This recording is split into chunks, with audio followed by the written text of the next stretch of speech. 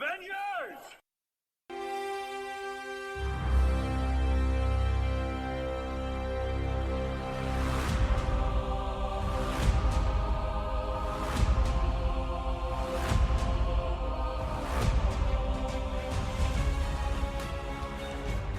Welcome back, everyone, to another episode of Talking Smack, where we talk superheroes, movies, animation, and comics. I'm your host, Josh Scar, and joining me this week is the one, the only, the hairiest little furball you'll ever see this side of the galaxy, Alex. Alex, how you doing?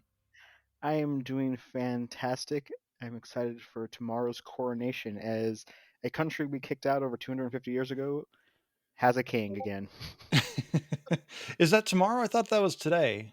No, that is tomorrow at 5 a.m. Central Time. Okay, I thought it was going to be rude of them to do the coronation on Cinco de Mayo, so I'm glad they're doing it the day after. Revenge of the 6th, that seems appropriate. And we are joined this week by a very special guest. She has been on the podcast before. It's one of my favorite episodes we've ever done. It was the 1-year retrospective on the Falcon and the Winter Soldier. Rainey from the Red Dove podcast. Rainey, welcome back. Hi, thank you for having me back. I'm so excited to be here. Of course, we are very happy to have you back and very excited to be talking about Guardians of the Galaxy this week. But first, please remind everyone what the Red Dove podcast is all about. Absolutely. Thank you. Yeah. So our podcast, The Red Dove, it's me and Liz and Blue, and we are female storytellers, and our stories center on Black women, mental health, and social justice. So it's kind of a hodgepodge of a lot of different things, whatever we feel like, and important things in the news and history. And, it's just kind of us just sitting around the table and talking. So it's a lot of fun. Yeah, it's one of my favorite podcasts out there, and I just again privileged to have you on with us this week. And just what did you do for Cinco de Mayo? I tried to keep students in line. I'm a teacher, so they all wanted to get tacos. It was tacos on Friday. I don't know why the cafeteria did that, because it just was a nightmare, and it was raining all day today, so they couldn't leave. So I just kind of sat right around the end of the day. I just watched my entire class just descend into chaos, and I was like, I'm going home and getting a margarita. That sounds like the right thing to do after a day like that. Right? Yeah, it's Friday. I mean, I understand the idea behind doing a tacos on Cinco de Mayo, but like just do pizza. Keep it simple. Such a mess. Taco pizza. There you go. There you go. This is a tangent. Alex, you're editing this week, so if you want to cut this out, you can. But I was on a job in Madison today, or this week. The site I was working on, they offered to buy myself and my coworker pizza, and I heard the guy tell whoever was running to get the pizza. He's like, just get me this, and then just get 2 boxes of like regular stuff, regular pizza. Okay, yeah, I'll be back. And he comes back about 45 minutes later. He's got 2 boxes of pizza. My coworker and I take a break. We open up the first box, and it's ravioli pizza. And I'm like, I heard the guy. He said, get regular pizza. What is this giant ravioli doing on a pizza? And so I opened the box underneath, and it's mac and cheese pizza. Oh, okay, that one's okay. It's still not regular pizza. Like the guy said, get regular pizza. In my brain, that's cheese or pepperoni. Like that's the regular stuff that's safe for everyone. You're gonna appease everyone that eats pizza. And I'm like, I'm gonna go walk to Subway. I'm not eating this, because the ravioli was also cheese ravioli. If it was a meat ravioli, I would have been fine. But like that's too much cheese. Like I'm not lactose intolerant, but if that's still too much dairy. Like I'm gonna be sitting there with a churning stomach the rest of the night. I'm trying to figure out. Was he trying to make a calzone and failed? With ravioli pizza? Like, was it one big ravioli, or was there a lot of ravioli? There was like 2 or 3 or 4 raviolis per piece, and it was decent size, like 50-cent size ravioli pieces. So like it was heavy pizza. Huh. Or yeah, the slices were heavy because of the ravioli on it. And it's just the strangest thing in my brain. And I blame it on Madison, just because they're a college town, and college towns do weird things with food. I would like to know, like, what else is regular to this person? Like if you Thank you. if you Exactly. were to say, hey, if he comes up, I had a regular day. Like a regular day to us might mean something completely different to him. I just wonder. Exactly. And with that, we're going to go to someone who is regularly just putting out amazing content. We're going to talk, or we're going to hear from Antonio over at the Cult Worthy podcast. And when we come back, we're going to talk Guardians of the Galaxy with Rainey. We will be right back. The Cult Worthy Podcast. Join me, Antonio Palacios, each week as I guide you through a never-ending sea of obscure cinema and cult-worthy gems that deserve a rediscovery. Find me on all listening platforms and at thecultworthy.com. The Cult Worthy Podcast. Join us. And we are back. We are here to talk about Guardians of the Galaxy Volume 3. But before we do that, I have a trivia question for Alex and Rainey. And that question pertains to the MCU and Guardians of the Galaxy. It has 5 answers. Oh no. Uh-oh. You guys get to work together as a team on this. There's no real time limit, but if it starts pushing like 10 minutes of this recording session already, then I'll just give you the answers. But the question is, there have been multiple actors to play multiple roles within the MCU, depending on how deep you want to go. There's been almost 20 at this point. In Guardians of the Galaxy, specifically, there have been 5 people who have played multiple roles between Guardians of the Galaxy and other MCU roles, or even in both. Can you name those 5 actors? Oh. Okay, so are we counting just the Marvel silo, or is Just the Marvel Disney silo. It's not like Fox, X-Men, and other crossovers or DC characters. Okay, Are we counting voices too? good question. Great question. Yes, voices count. One is Nathan Fillion, Correct. because he was in the first movie as the voice of one of the prison people. Yeah, he's the one that got his nose shoved full of Groot's twigs. Yes. Okay. Um. This is a curveball. Now, did this movie make it the second? Like, is it specific to this movie, or is it just in general the MCU? This movie created the 4th and 5th one. Actually, no, I'm sorry, the 3rd, 4th, and 5th. The hint I was going to give is it does not include the Netflix Marvel stuff, and it does not include like Agents of S.H.I.E.L.D. or Agent Carter. Does it? So it does include the Disney live action series, though. It does include Disney Plus, yes. Okay, then Tara Strong's another one because she played Miss Minutes, and I believe she took over for Mainframe. Correct. I was surprised. I'm kind of shocked you got that one. Well, that's because I knew I was listening, and it was Miley Cyrus, and I went, $5 says that's Tara Strong. I feel like Alex might run away with this one. Well, you're a team. There's no running away. You're MJ and Scottie Pippen. Let me see. So, I mean, if this movie creates it, it's not the main cast. Would it be? Will Poulter, was he in? Will Poulter is not one of them, no. The High Evolutionary isn't one, right? No. Okay. Oh, what about the voice of the dog? Oh, Cosmo? Yeah, Cosmo. I don't believe so. That's actually a really great question. I don't know who does the voice for Cosmo. Oh, and the other thing is it does not include sequels. So like the holiday special doesn't count. Otherwise, yeah, that would definitely be a correct answer. I don't think. I feel like it wouldn't be. Sylvester Stallone is such a big character. I don't think it's him. It's minor. It's more minor characters, right? Yes. The rest of these, I would say, you are going to be fairly tough. Give you guys about 2 more minutes. This is okay. So, all right.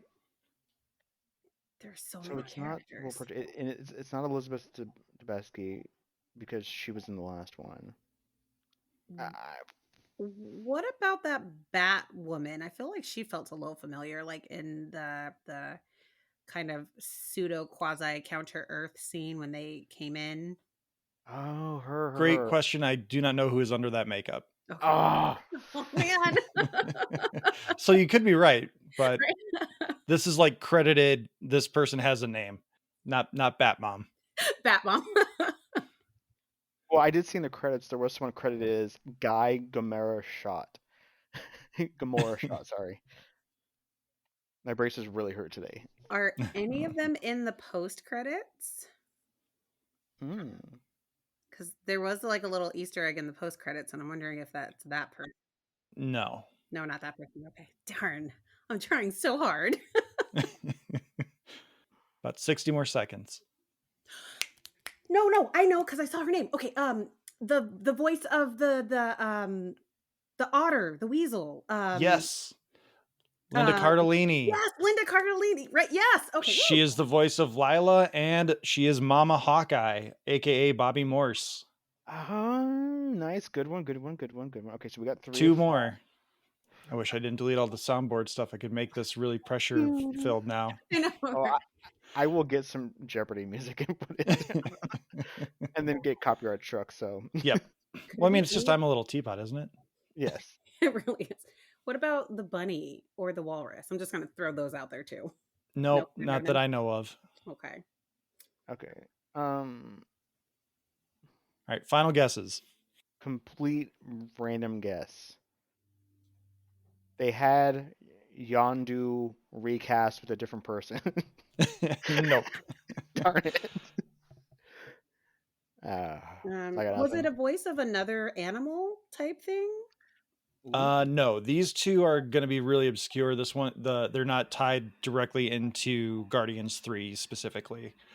So the first one I will say is Laura Haddock, aka Peter Quill's mom. She plays a groupie in Captain America: The First Avenger and Peter Quill's mom. Ah. And we also have, Alex, you're going to love this one, Academy Award winning actress Michelle Yeoh. What? She had a cameo as Alita Agord in Guardians of the Galaxy 2 during the funeral scene. And she is also Ying Nan in Shang-Chi. Oh my gosh, you're so right. She does have it. She's in that group shot when they do the little chest touch thing. Yep. Yes, she is. Oh, I missed And then that. she is at the and then she's She's at the beginning. aunt. Yes. Oh wow. Okay. You guys did pretty good. 3 out of 5 is not bad. Not at all. All right. Well, we've procrastinated long enough. Let's get into our actual review of this movie. So let's start with things that we liked, because I do, spoiler alert, already know Alex's thoughts. And we will say spoiler warning ahead for Guardians of the Galaxy Volume 3. We're just going to dive straight into it. No non-spoiler discussions. We're just going to spoil this because they kept a big chunk of the story from this movie out of all the trailers. So you kind of need to spoil it to be able to talk about it. Yeah. So Alex, let's start with you, because again, I know you have more dislikes than likes probably. What did you like about this movie? I actually really enjoyed Cosmo. I want that dog. And I want to pet her and love her and tell her she's a good dog. She is a good dog. Yes. That is one thing that I liked. Well, at least you didn't pull a Slade from Game Club Pod and say the credits. No. Oh. What about you, Rainey? What did you like? I really enjoyed the soundtrack. Actually, I think Guardians of the Galaxy, all of them always do really good with that. I think maybe because I kind of grew up listening to a lot of that music, so it's pretty nostalgic for me. I like it was there was a lot to it. There was a lot in this movie. I guess I liked that. I don't know if this is a spoiler or not, but I like that it kind of it found its natural end, and it didn't feel like it was trying to milk more out of it. I think like I appreciate when film franchises and TV shows kind of go through their natural arc, and it's okay to say goodbye, and they Yeah. make it okay to say goodbye, and they don't like jump the shark and like, well, how else can we stretch this for what it is? Like, this is a natural breaking off point, and I think that the movie did a good job with that kind of like, okay, it's time to move on, it's time to keep it moving and open up the universe for the MCU for different and new. Yeah, definitely. And I mean, this is James Gunn's goodbye to the MCU since he's moving on to being the co-head of the DC universe. So like you can kind of feel the emotion of this nearly, I mean, with filming time, it probably was a 10-year journey. They probably started production in like 2012 of the first Guardians. So yeah, this has been a 10-year journey for him. For me, I found a lot of the performances really good. Um, I got to pull up IMDb really quick just because I'm going to butcher this guy's name. The guy who played the High Evolutionary, like he did some Oscar acting, but I thought it was really good and really compelling. Oh, Guardians. Chukwudi Iwuji. yeah. Chukwudi Iwuji, yes. Chukwudi Iwuji. Is that a sound clip or are you saying that? I can't quite tell. That is from Wikipedia. If you click listen. Okay, Chukwudi Iwuji. I thought he was really compelling. Like he was one of the better villains we've seen in Marvel since Thanos. Yeah. He just put on a great performance, and I was really just drawn into that performance. I thought Chris Pratt, for as much as most everyone may not agree with his political stances, I thought he put in a really good performance too. I was really surprised at what he just put it all out there. Lots of range of emotions, and honestly, I give a lot of props to James Gunn too, because I feel like he directed a really strong cast to give really great performances. And for the most part, I really enjoyed the script. There are some things that I'll get into with my gripes, but overall, I thought the story was pretty well managed, and there weren't any jokes that lingered too long. Uh, my biggest complaint with Guardians of the Galaxy 2 is that there are too many jokes that just take the Family Guy route, where we're gonna make it the longest joke ever, and eventually it'll come back to being funny. And for me, it just never did. I'm like, move on. I get the joke. Let's go. I think I also really liked about this movie. I like it when Marvel can kind of show a mirror to society and show a mirror to us. And Mm. a lot of the ideas within that, I mean, eugenics and this idea of perfect society. And maybe I'm feeling some kind of way about that because I'm teaching about Anne Frank and the Holocaust right now, but like listening to, the villain, the high evolutionary, and his ideas, and it just mirrors what we've seen, and we look at it as, oh, it's a superhero movie and it's implausible, but like even in space, like that is something that's mirrored out of humanity, and the depths that humans will go to sometimes, and then also the regular everyday people that can stand up to great evil like that. So I mean, like in a very metaphorical here's my English teacher right now like looking at the theme and everything. I did really like that they showed that, and especially in the time that we're in now, like the dangers of that thought process, and how it can kind of start simple and then it can turn into something really ugly really fast, and it can get out of control. I thought Mhm. that they did a good job with that. Yeah. I found this one probably between the three Guardians movies, maybe the first Guardians movie fits more from a color palette scheme. But there, outside of the sequence on the organic building, I don't remember what it was called. Um, but I felt like this was probably the most tonally consistent with the MCU movie. Like it looked like it belonged in the MCU, other than that sequence on the organic building. And like I think that was like the most James Gunn sequence of the movie. Like that was probably where Marvel went, you just have fun here for 20 minutes, do a heist scene again, and we'll come back and do the Marvel thing after. um but it was I really enjoyed this movie. I'm gonna have a lot of gripes here that I are really just nitpicks for the most part. But really, I think this might, for me at least, be the best Guardians of the Galaxy movie they've done. I think it's really tonally consistent with what James Gunn has built, but it's more mature from especially from Guardians 2. Oh. And it just, it hit something for me. I don't know exactly what it was, but I was drawn into it completely. I think it is probably Marvel's best movie since Endgame. And that includes Shang-Chi. I think Shang-Chi is great. But I think the third act kind of lets it down, especially with like um Aquafina's character, who just becomes a master bowman. I forget, archer. That's the word. Becomes a master archer within 24 hours. Like, come on.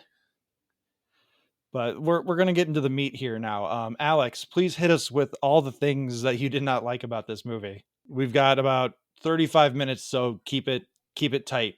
Oh, well, I'm gonna have to bow out then. I let me just go through my paperwork. Um, so if I could use one word to describe this movie, it would be ugly. The tone was just ugly. The treatment of animals, the treatment of the portrayal of the characters, all they do is scream at each other. The characterizations of Drax and Mantis and Nebula have reduced them to just stock characters who just yell as their emotional perspective. Drax has lost all semblance of a character. He is now just a big dumb oaf. Mantis is um his kind of browbeaten um sidekick who they do have emotional moment at the end that kind of works. Nebula didn't work for me this as much as she had a better characterization, but I have a problem with the movie in that it seemed to be an it seemed to not have a consistent understanding of what it wanted to say. And I thought maybe towards the end what it was trying to say was treat each other well, treat animals with respect. Because at one point they're saying, "Hey, save all the intelligent beings, but not the non-intelligent ones." But that is immediately yanked back if that is what they were trying to say by the first end credit scene, because I did think about that a little bit. Yeah, that went a little Star Wars, where it's like, oh, it's a creature, we better kill it. yeah, where you had a entire they're apparently the first new Guardians of the Galaxy mission, or one of their missions, is to slaughter an entire stampede of space sheep after they had just said we're going to save all the animals. I had no joy watching this movie, and part of that was I go and see these movies with my wife and our best friend, and hearing them like kind of sob throughout the movie, I was like, okay, maybe they're actually getting something out of this, because I was just kind of like stone faced, like, thank you for the 19th scene of visceral pain of watching animals be tortured for your fun. And I'm supposed to be enjoying this movie. And at the end of it, when the movie finally ended and we went outside to go talk, there was like they said these were not good ugly cries. These were angry cries of why are you making me watch this? Hmm. So yeah, I hated this movie, bar none. I do think it went a little too hard into the misery porn a little bit, especially during Rocket's escape. Those parts really lingered, which I can understand from an artistic standpoint of why you need to like have the audience sit through probably 3 minutes of it instead of 30 seconds.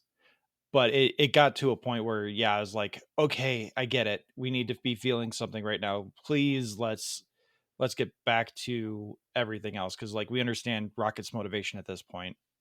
It felt like it kind of hammered in on that, and that was too much. And one of the things that I've always loved about Marvel is something that I can share with my family, my children, and I've always taken them, and it's never been a problem. And this was one of the first ones where I was like, this is a problem. Like, Mm-hmm.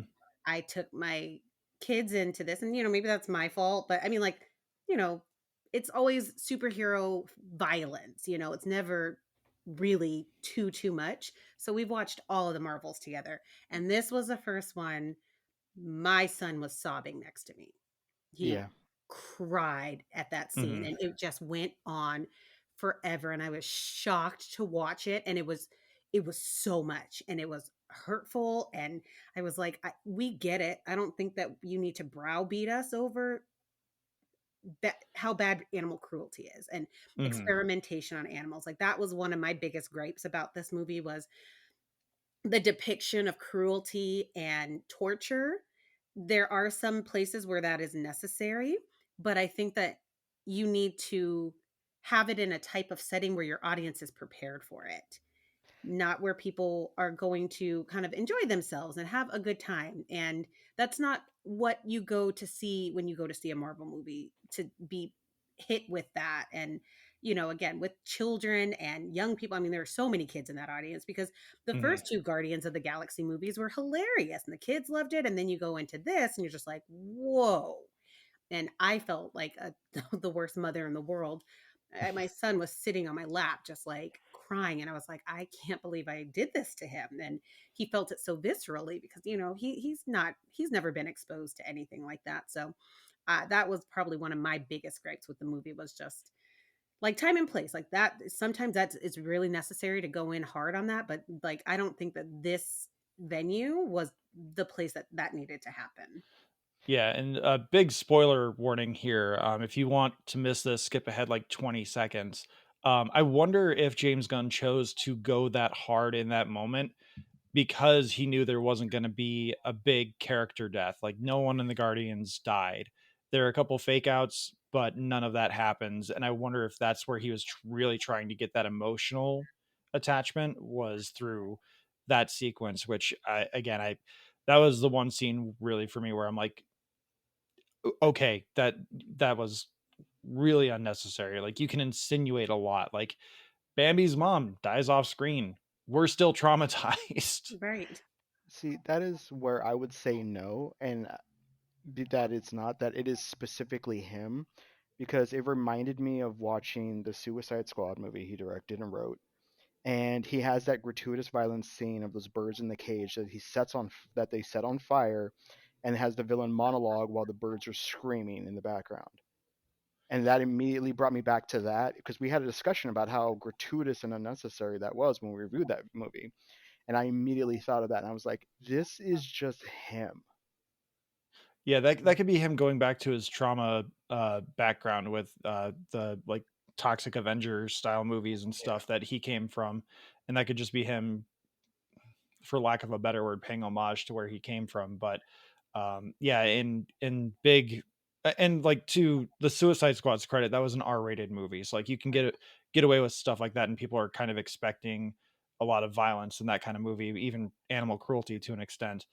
But that was just a bridge too far. Yeah. And again, even I was like, God, even Bambi's mom didn't suffer this badly. Yeah. And Actually, it just I have actually a question, since we're talking about R ratings and stuff like that. So this is the first Marvel property that has the F bomb in it. And how absurd is it that they did not let Samuel L. Jackson drop it? No, I was insult. It's an insult.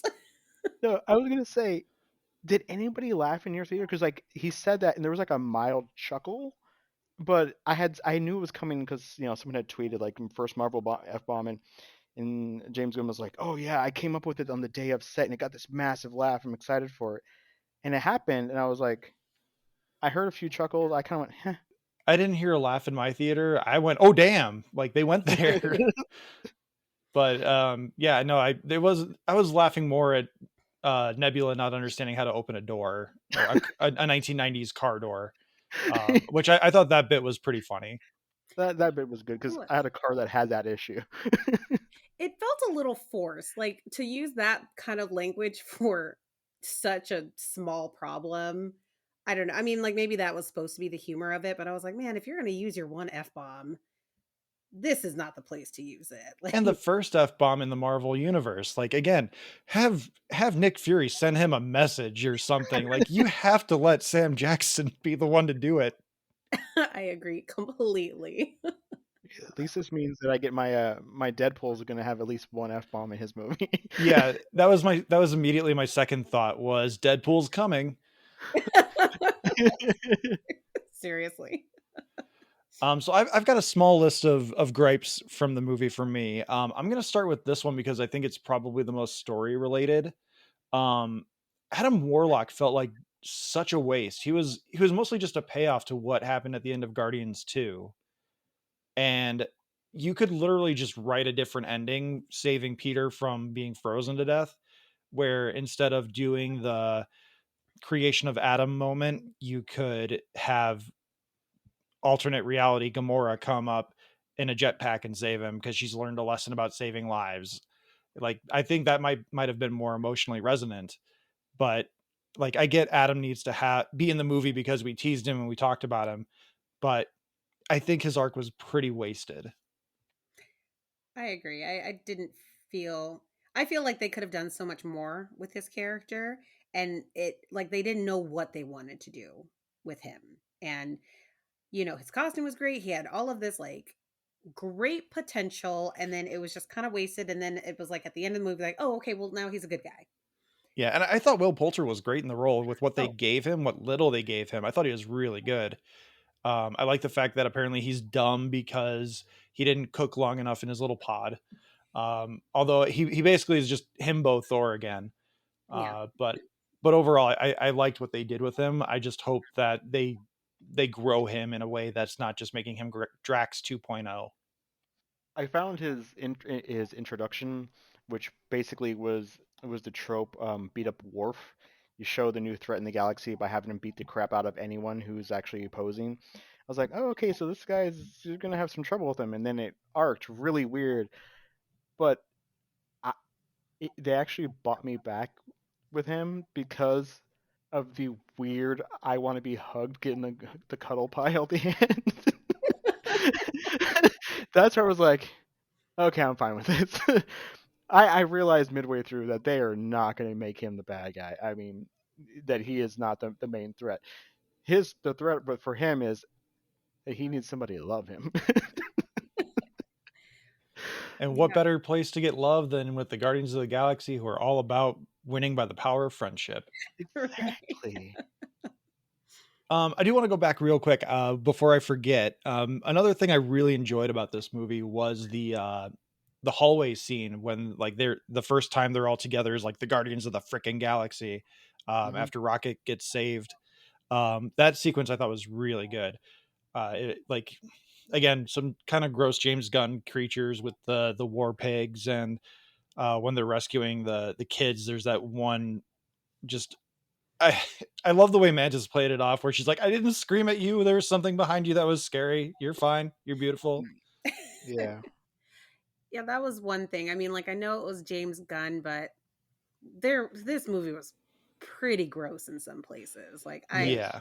I reacted kind of poorly. Like that whole bio ship like planet and they landed on it. I was like, is that a human sized follicle of hair? I felt kind of sick. And then I was like, what is this yellow goo is that they're just keep plopping in? What is this? What is this supposed to be? And I'm just like, I was grossed out. And I remember my son looked at me and he's like, is that skin? Are they on skin? And I was like, I think so. And he was like, that skin doesn't look very healthy. Yeah, I agree, son. It's Yeah. pretty gross. Yeah. Thank you, Rainey, because that goes back to my whole like this movie's just. That's why I chose the word ugly, because when they got to that part, I expected some kind of like something fantastical or interesting. Instead, it was just they were that grossness of cutting through skin and then pulling Winnie the Poohing with Drax, which if you're like Nebula, if you're cutting a hole, you know how big Drax is. You've been with him for a while. But then it had the Nathan filling in, suits, and I'm just like, why would you make them look like that? Because all the like little jetpacks look like ruptured zit pops, and I'm like, this is just, it feels gross. When they first showed up on screen, I Yeah. thought they were gonna go for like a tardigrades or tardigrades, whatever those Yeah. little microbes are called. I Mhm. thought that's what they were going for, but then they like turned their head. I'm like, oh no, that's not them. That's not cute. No. Yeah, and yeah, and that kind of was throughout the movie. Like you said, Alex, even like the monsters and some of the scenes, you're just like, this hodgepodge of animals and machines, but then it's hard to look at some of it. Like I just like that mantis was like, "Oh, you're not ugly," and I was like, "Oh no, that's real ugly." Like I was like, I was reminded a little bit of that old like 1980s movie. Was it The Thing? hmm Just like Yeah. just this just amorphous blob of flesh, and you're just not sure what exactly you're looking at. And I was not a fan. I didn't like looking at it. Yeah, that could very well be why James Gunn chose to go with the high evolutionary and do this sort of thing, because it allowed him to tap into that gross factor that he's so fond of. Yeah. But aside from his visual aesthetic, which like I'm also not a fan of like Tim Burton's visual aesthetic. It feels the same for everything. Alex and I How talked about dare that you? with the monster from Wednesday. Like Wednesday was very aesthetically consistent, and then you get the Tim Burton monster where Tim Burton's like, that needs to look like something I put in my movies. It's just like, why can't you just make it look like a monster and not have the weird Tim Burton eyes? Hey, those are trademarks, man. So are apparently hideous monsters like that. That's one thing I'm sure is going to come up when his Superman has his intergalactic zoo at his Fortress of Solitude, and Mhm. I'm sure there's going to be some hideous monsters in the background of those. Well, like James Gunn, I think he also did Peacemaker, correct? Mhm. Yes. And I mean, like I love that show, but God, some of that got really gnarly for me. I had to like turn away. So I mean, he definitely likes grossing his audiences out. hmm Yeah. Before we move away from the organic planet building thing, I don't remember if I mentioned this or not, but I thought the like color communicator joke, that was the one joke where it fell real flat for me. Where like orange is green and green is the yellow suit and blue is the red suit. I just I didn't find that joke very funny. Like the explanation, and I get the punchline is Peter's like, that makes no sense at all, and everyone's like, it makes perfect sense. I don't know what you're talking about. It's intuitive. Yeah. And then done. I'm done. That was the taser face joke in this movie for me. It just went too long, and it didn't make any sense to anyone, and it was all there for the punchline of Drax going like, it makes perfect sense. You know what joke I did really like though in that organic matter mass was that one soldier guy who would just talk about having like a really sucky coworker and just was talking about the guy just right in front of him. It's like, yeah, I've got one of those. He's the Yep, Nathan worst. I Yeah. Fillion's can't guy. stand him. I thought Yeah. I was cracking up. I thought that was, I don't know why I thought it was so funny, but I thought it was hilarious. See, I will say one of the things I did actually like about the movie was the sequence leading up to getting to that planet where Peter is going. They're actually showing Peter going through the motions of having to like hack the shields, like whatever resonance they had to get through them. I actually like that part. But I did like that the joke came back around that he was trying to seduce that um Ura. administrative lady, Yeah. Uda, Ura. yes. And then towards the end, he's like, "Listen, if you just let me talk to them, patch me into their suits so that I can say something," and she does it, and then he just hijacks the suits and goes, "See, I told you she was into me." I was like, "Okay, Yes. we're actually getting intelligent Peter again. I like that. I like Yeah, that." that was a Yeah, real good sequence. yeah. This part really bothered me because it was so inconsistent with it was Gamora as far as like the way they referred to her. Like I can understand Peter has this weird inability to detach alternate universe Gamora from his Gamora that died. I get that, but everyone is just saying like she doesn't remember. She doesn't remember what? She is a different person. There's nothing to remember for her, and no one seems to understand that. And that drove me insane throughout this movie whenever they were talking about that. One of the things though that I did really appreciate about this movie, as hard as some of the scenes were to watch, were I think so many times with superhero movies we just expect the superheroes to just keep moving, keep trucking, all right, something traumatic happened last movie, but that's the last movie. And I think that it took a good look at grief and grief Mm-hmm. in different ways and trauma. I mean, like they went through something. I mean, for 5 years, half of them didn't exist, and they came back into a world that was completely different. And then for 5 years, they thought other people were missing, and Peter lost the love of his life. Like they all lost something huge. And you see, I thought Mantis said something really poignant that I really liked. She said, I'm just because I'm the only one that doesn't hate myself.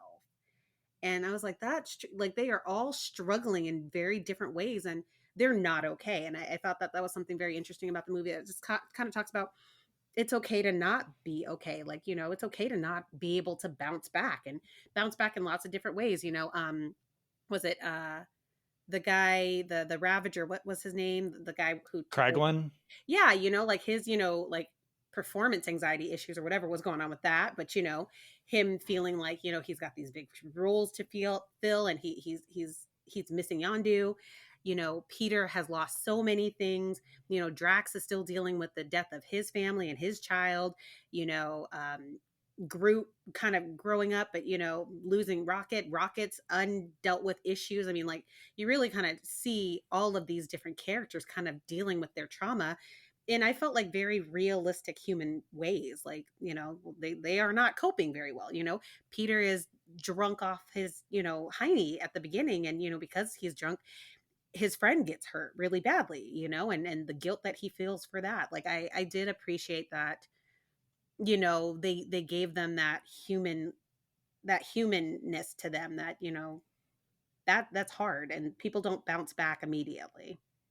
I thought I agree with that because that's one of the things that really bothered me about Thor: Love and Thunder is that every time Thor shows up in one of his solo movies, they seem to try to reset him to some previous version.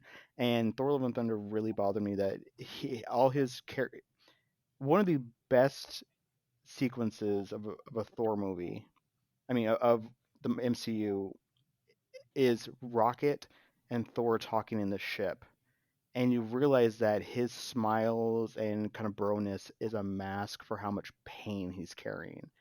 And that Chris Hemsworth is able to pull that performance while talking to nothing, and then Bradley Cooper is able to get in there and give great vocal responses.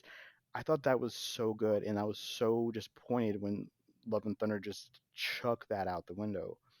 So I did enjoy this movie that they ultimately did not do the fan servicey thing of like, well, I must have been in love with you, so now I'm going to be with you again. They respected that this is a different Gamora and that she has her own journey and has found her own family with the Ravagers. And I like that at the end of this movie, I was slightly disappointed that there were some deaths because, it kind of felt hyped up that somebody's going to. But I like that they showed that there is a character progression respect that Drax had lost his family, and Nebula then is through Mantis's maturity is able to see I can give him a responsibility by we can take care of these children. And that Nebula's arc has come around that she wants to protect children from being disassembled like she was. And then you have Mantis like, I've never been anything. So she wanders off with 3 Cthulhu creatures. So I do respect the end point they got to, and I did really actually like that. That this is an ending that is not a death-filled, cemetery, but this is an ending of we no longer are a fractured family. We have to heal individually. Rainey, you get extra credit because you got Alex to talk positively about this movie. Yay! Yeah, that's one of I did feel like a little stirring in my heart, like bittersweet, kind of like, yeah, it's goodbye. It does feel like a goodbye, but like you said, Alex, everybody is finding their own path to healing, and I appreciated that a lot with that movie. So I was a fan of that part. Yeah, and I do like that they hung a lantern on the fact that alternate universe Gamora didn't get snapped away like the rest of them, like the rest of Thanos' crew. So I like they're just like, she didn't get dusted. It's like, what the hell? But I got two more gripes here that I kind of want to touch on. I was gonna like rapid fire, but they've apparently just branched off into pretty good discussions. When Rocket is in his Harry Potter's 9 3/4 station to heaven, Mm. when he gets confronted with Lila, I think it's a great scene, but I really wish they would have had Rocket be the one to be like, I have to go back and avenge you guys. I have to go back and uh, take care of my family. My family still needs me. Instead, it's Lila who like says like, you're not coming with us yet. And then he goes back. I feel like him being ready and willing to go kind of undercut his journey at that point, because he still, Groot is his son. Like the Russo brothers confirmed when Groot gets dusted in Infinity War, when he says I am Groot, he says father. He's calling out to Rocket like, what's happening? Aww. So like Rocket just being ready and willing to die, just it didn't sit right with me. See, I took that as not a the 9 3/4 station. I took that as Deadpool 2, where she goes, "Hey, listen, you can't die yet. You got to go rescue your family," and flicks him back to living. That's a better analogy, because J.K. Rowling is a TERF and she sucks, and so does Harry Potter. I kind of took it as like he has been in pain for so long, and he talks about how we talk the whole time, the whole movie, they talk about how he never let anyone in, and he never let anybody be that close to him because that vulnerability is what hurt him before, like, having people that he cared about hurt him. And so for the one people who he got to grow up and be vulnerable the most with, and that guilt, I feel like he almost felt like he wasn't worthy to live. So Lila giving him the go ahead, like, you are worthy, and we don't blame you for this. You don't have, you've got a new family, and it's okay to love this new family. That doesn't mean you love us any less, and we're ready for you when it's your time, but it's not your time yet. You've got more things to do. I felt like it was more of Lila and the rest of them giving him permission to move on, and not carry that hurt that he's carried around silently for all of these years. I That's like that. pretty. I like that. Mm-hmm. Rainey gets double extra credit. Yay. And then my last gripe is, where the hell is Star-Lord's helmet? That would have saved his life at the end of the movie. All he needed to do was click it on. He would have been fine. I mean, his life was saved anyway, but like, is Chris Pratt too big of a star to have his face obscured? He can't wear the mask now? Actually, I know the answer to that. Oh. James Gunn said on Twitter that it canonically in his movies was destroyed at the end of the second Guardians movie. Really? Yeah, so he ignored that in Endgame and like Thor: Love and Thunder that he was wearing it. That canonically in Guardians of the Galaxy 2, Ego smashes it, so he no longer has it. Okay. All right, I'll forgive that then. I take back that gripe. No, you can't take it back because canonically he has it in that 11 movies. Canonically, I have taken it back, so I win. So, I will say this. I had a nightmare last night, and it was about a bunny Oh. that had a jigsaw mask on Oh no. and mechanical spider legs. Yeah, Floor was not the best, cutest design ever. I felt so bad for her. That was nightmare fuel. For me, it was the walrus. The Clockwork Orange eye gouge thing going on. Plus, like, I still have nightmares about the movie Tusk every now and then. Like, no, I don't like walruses anymore. Yeah.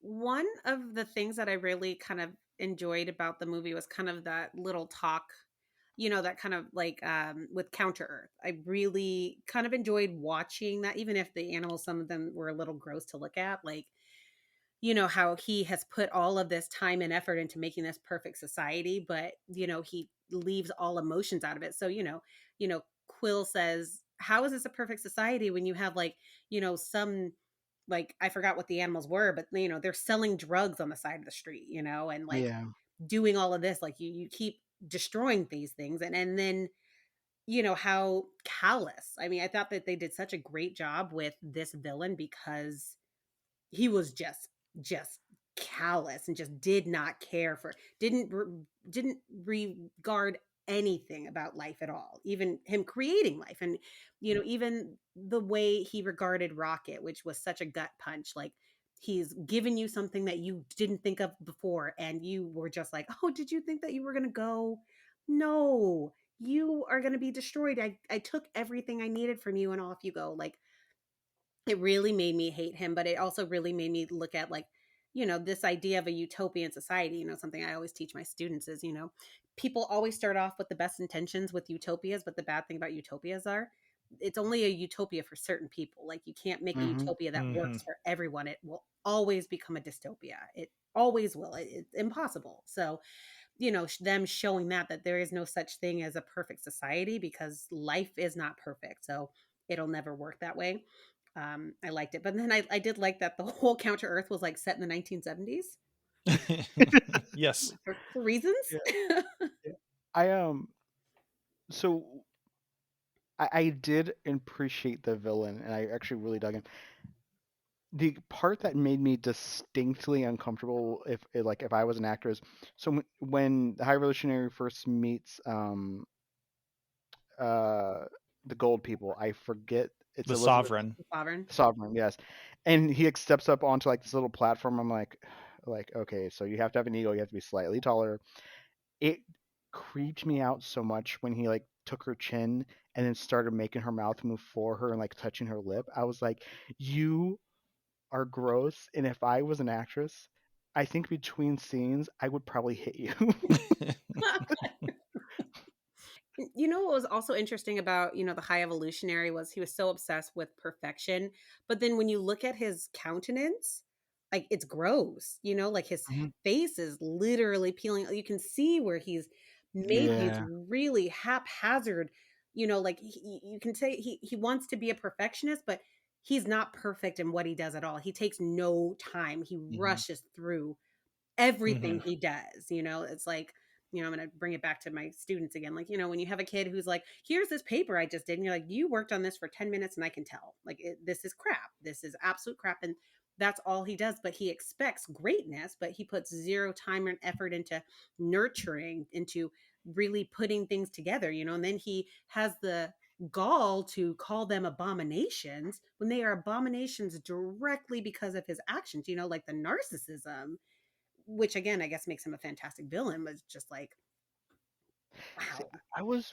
I was wondering if at some point we were going to get a Jean Valjean kind of situation, because he always referred to Rocket as, was it BP 193 or something like that? He won three, Yeah, eight, P13. nine, Yeah. yeah, there we go.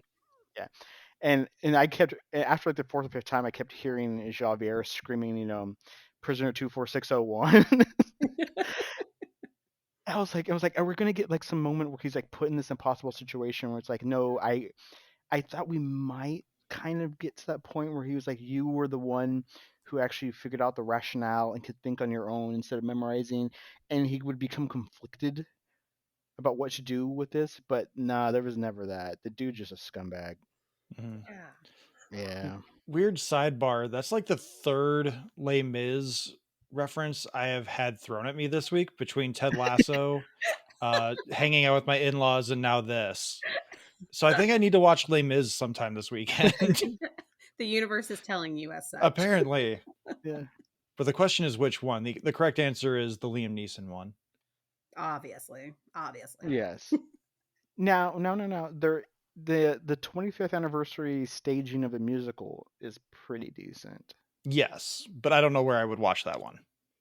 I will find it for Oh, you. much I love appreciated. I love Les Mis. Yeah. All right. So I'm just racking my brain now trying to see, is there anything else I really that I just again I really enjoyed this movie as much as I have like these little nitpicks. And I think my biggest nitpick, if I had to pick one of them, it would just be that I feel like Adam Warlock is kind of wasted. Um he just, again, he doesn't, for everything we've discussed, has Adam Warlock come up once No. besides me referencing Peter's mask and that being a solution to not having Adam save him. No. Like I enjoyed him, and I thought when he was on screen, I was really impressed with what he was doing. And Will Poulter looks great. Like he had a glow up like no one's business. Like everyone knows him as Eyebrows Kid from Maze Runner and We're the Millers. But like dude, handsome dude now. I'm not ashamed to admit that. And he bulked up really, really hardcore for this. So I'm excited to see him going forward in the MCU with whatever role they give him. But yeah, I just would have liked to have seen him be more impactful to the story. But as far as things I enjoyed, yeah, Cosmo was a good girl. That was a good bit. I liked it when they're playing poker and Cosmo's like retelling the story of how Cragwin called her a bad dog, and they're just like, for the love of God, man, just tell her she's a good dog. And Kirk from Gilmore Girls is like, no, I will not. I like that apparently she is the Russian cosmonaut dog. Yeah, right.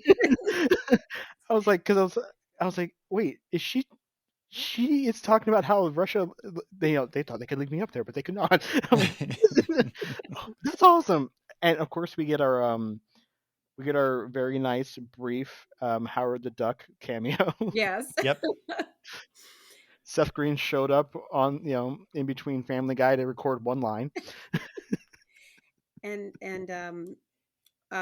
Warlock's little cute fuzzy character thing. Oh, his not Maurice. Yeah, right. from Shang-Chi. It was Yeah. adorable. I wish that we had had more time to flesh out, like you said, like some different characters too, because I feel like a lot was going on. A lot was throwing at, because you have a bunch of new characters, but then you're going back into Rocket's backstory, but then you're having this heist and you're watching what's happening with Rocket on the ship, but then you're also watching what's happening with the High Evolutionary, and then all these different heists. Like I if we had a little less going on, so we could kind of focus more on the characters and character development, I think I would have liked that too, because I think that sometimes it was hard keeping track of, like, okay, wait, who's this person again? I don't remember what this is about. Like I was briefly lost that I was like, apparently the ship has apparently they're not necessarily unisex, they're unipurpose. They are toilet changing rooms. As we just found out.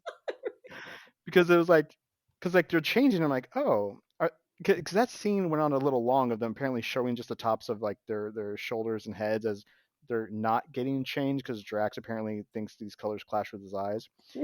And I was like, okay, so there's changing kind of cubicles, and then later on apparently they're also the toilets, and they apparently in the space still use toilet paper, as we saw from Gamora drops it as she runs out.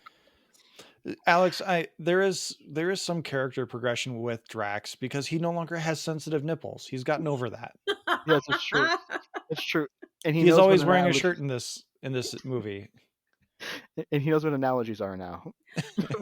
And metaphors, he used those fantastically. Again, I was watching that, I was like, oh, yes. Nailed it. Yeah, exactly.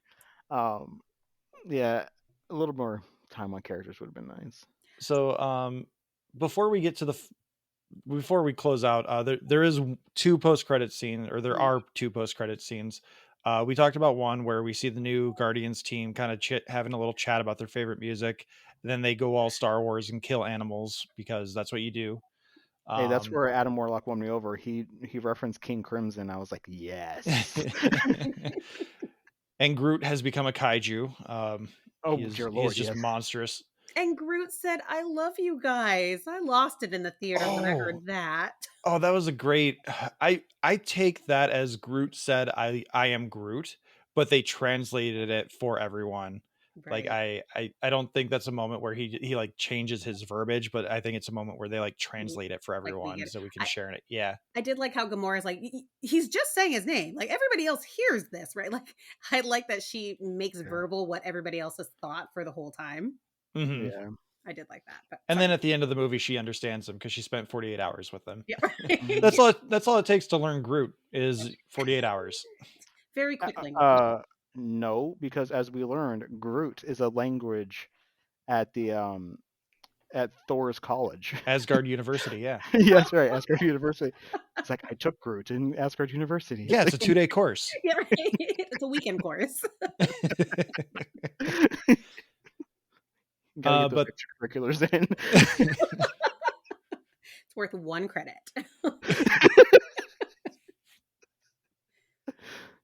But the final post-credit scene is Peter hanging out with his still alive grandfather, and they're just having a little chat.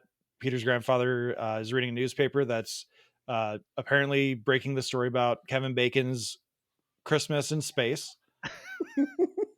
and That it's did just make me chuckle. Peter complaining about how he doesn't want to be a 40-year-old man having to mow the lawn. But then it says the legendary Star-Lord will return, which makes me believe that there's going to be some kind of Disney Plus Peter having adventures in rural suburbia Oh god. kind of bonus thing sometime this year, next year. Well, and I was interested to see because he was like talking about like his, I guess, step grandmother's son, how he was like mowing lawn or something, and it was like, but he doesn't mention who it is, and I was like, okay, who is it? Because remember he thought he had the wrong house when he knocked, and he was like, oh, I don't know who you are, and then figured it out. So I'm like, I've been trying to rack my brain, like who could her son be? This 45-year-old. And I'm trying to think like, she was a Black woman. I was like, so is it going to be another Black superhero that's going to come out of the woodwork? Like, who could that be?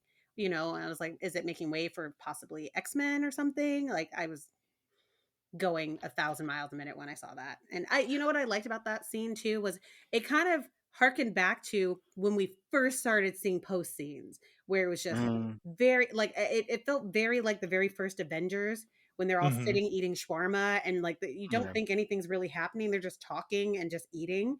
It felt exactly like that, kind of like you don't get much out of it, but it's a lot that people are like trying to pick apart. Because, after a while, everybody stays for the post scenes because you get these big Easter eggs, these big, oh my gosh, that's what's happening next. And they didn't do it with this one. And I appreciated it. Yeah, I like the slice of life stuff that they do. Like, oh, this is a slice of life in the Marvel universe, and Peter's just having some corn pops with his grandpa. Yeah, right. See, I find it interesting that we have 3 very different interpretations of that ending scene. Because what I thought Peter was saying was that he felt bad that his grandpa's caretaker was a 45-year-old guy out there mowing the lawn, when he's like, I could be doing that.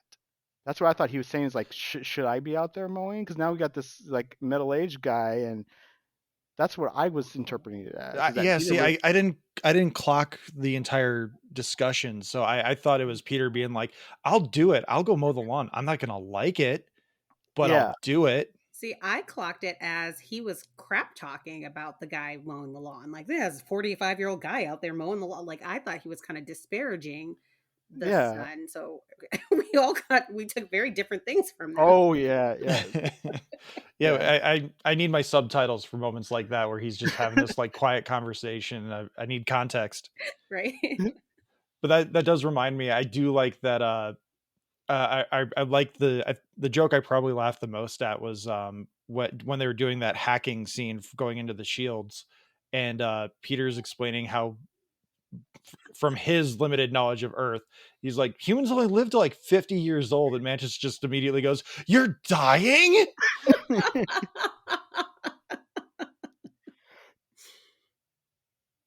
Yeah.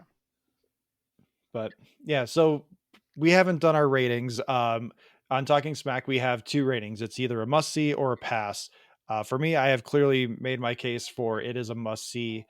Alex, what is your Talking Smack rating? Must see or pass? Pass, man. All right, Alex doesn't want to answer right now. So Rainey, what's your All right. Must see, but with caveats. Do not take children in to see it, and go knowing that it is dark. This is very much the most PG-13 movie Marvel has produced. Like, usually it's just because of the violence. Yeah.